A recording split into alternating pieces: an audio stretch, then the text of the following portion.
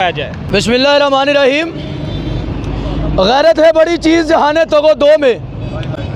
अफसोस के आज 2 अरब मुसलमानों की गैरत यहाँ आकर ख़त्म हो जाती है कि फ्रांस को उस बगारत को निकालेंगे तो हमारी इकोनॉमी डिस्टेबल हो जाएगी, स्वीडन के इस बेगैरत को निकालेंगे तो हमारा मुल्क जो है डिफ़ॉल्ट हो जाएगा। आज हमारी गैरत ईमानी का ये हाल है कि हम इन बेगैरतों को, इन कुत्ते बिल्लों को इसलिए नहीं निकालते कि हमें हमारा मुल्क चाहिए। ये मुल्क जो ला इलाहा इल्लल्लाह की बुनियाद पर बना, जहाँ पर हम कहते हैं कि पाकिस्तान का मतलब ला इलाहा इल्लल्लाह है। ये कौन सा मतलब है ला इलाहा इल्लल्लाह का? जहाँ पे हम जो है हमारी रेड लाइन्स क्रॉस की जाती हैं तो हम बाहर निकलते हैं, हम आतंक मचा देते हैं, गाड़ियाँ जलाते हैं, शीशे तोड़ते हैं। और यहाँ कुरान हमारी रेड लाइन नहीं है। अफसोस के साथ यहाँ सियासी कारकुनान के लिए रेड लाइन कुरान नहीं है। बदलेगा ज़माना लाख मगर कुरान न बदला जाएगा। है कौल नबी, है कौल खुदा, फरमान न बदला जाएगा। शाहों को बदलते देखा है, शाही को बदलते देखा है, इस्लाम की कश्ती का लेकिन सुल्तान न बदला जाएगा।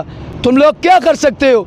ये कुरान को यूँ नजर आतिश किया जाता है। मैं लानत करता हूँ स्वीडन की उस अदालत पर जो फ्रीडम ऑफ स्पीच का नाम ये रखती है कि किसी मज़हब का और इस्लाम जैसे आलमगीर मज़हब का 2 बिलियन मुसलमान हैं दुनिया में, वो 313 थे लरसता था ज़माना, आज हमें करोड़ों करते हैं ग़ुलामी। हम यहाँ पर क्या कर रहे हैं? मुजम्मत मुजम्मत मुजम्मत। ये मुजम्मत से होगा, ये मरम्मत से होगा। और मुरम्मत कौन करेगा? ये 57 ममालिक का इत्तेहाद किया है, चाटने के लिए बनाया हुआ है।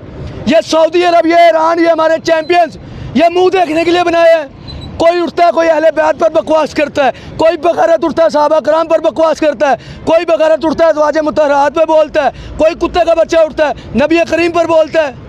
आपको इस्लाम से है क्या? आप इतने मुल्हिद हैं, आप एथियस्ट हैं, तो आपको दूसरे मज़ाहिब नहीं नज़र आते? आपको वही मज़हब नज़र आता है जो इंसान की बात करता है, जो बहन के साथ भाई का ताल्लुक़ नाजायज़ करार देता है। आपको वो दुखता है, आपको कुरान दुखता है।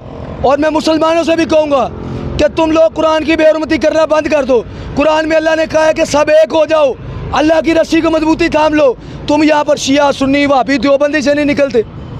कुरान की बेहुरमती हम भी बंद करें। कुरान की बेहुरमती ये है कि वो मुअज़्ज़ज़ थे ज़माने में मुसलमान होकर और तुम खार हुए तारिक कुरान होकर। आज ये बेहुरमती है कि वो किताब जो सबसे बड़ा आफाकी हदायतनामा है वो घरों में रखा हुआ है मिट्टी के लिए, उसको खोला नहीं जाता।